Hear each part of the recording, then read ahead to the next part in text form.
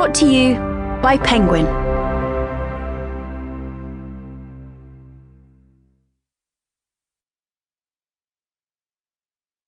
Managing Up. Written and read by Melody Wilding. To Brian, who manages to fill every day of our life together with joy and love. Introduction. Laura was used to getting tough feedback, but nothing in her career had prepared her for the mixed messages and moving goalposts she faced in her role as head of communications. Weeks earlier, her boss, the CEO, had praised her work overhauling the company's website. But then, just the day before, he had sat Laura down and told her, "I'm not sure if you're in over your head, incompetent, or both." Laura had joined the startup 2.5 years earlier, transitioning from director of public affairs for a large university to the faster-paced and less bureaucratic tech world. At first, she flourished as product communications manager, writing compelling white papers, implementing a dashboard to track campaign metrics, and even jumping in to field press inquiries after a major software crash affected thousands of customers.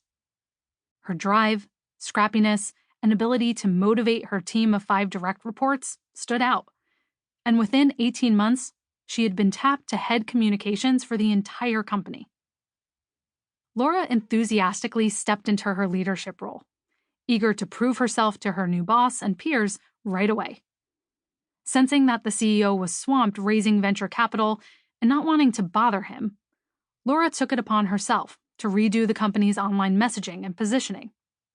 In her product role, she had observed that average customers were turned off by technical jargon, so she decided that the company's website and all of their materials would benefit from more user-friendly language.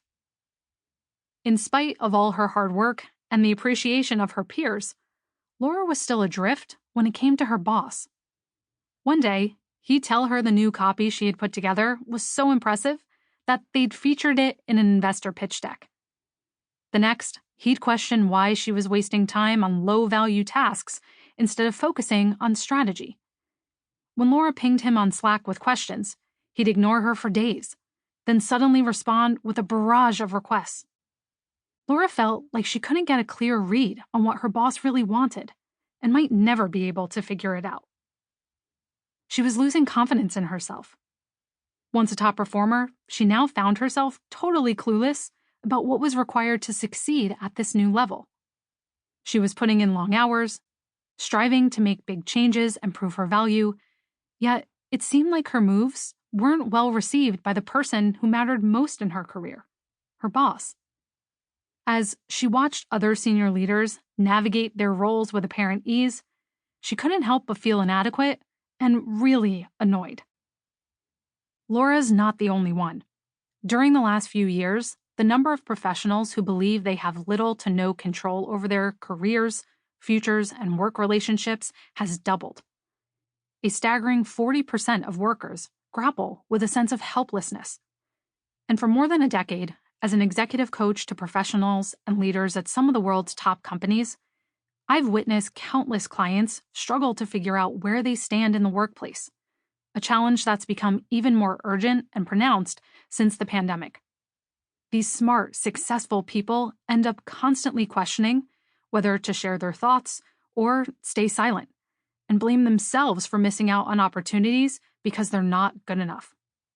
Others feel boxed in by office politics, frustrated by a lack of change, sidelined by an ambiguous decision-making process, or exhausted by miscommunication and butting heads with colleagues.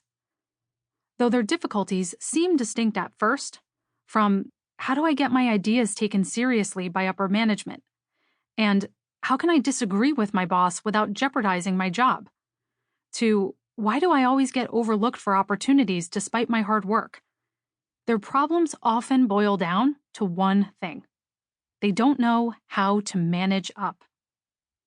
I define managing up as strategically navigating relationships with those who have more positional power than you, namely your boss. It's a critical skill set for maneuvering through the complex web of power dynamics, conversation. Sample complete. Ready to continue?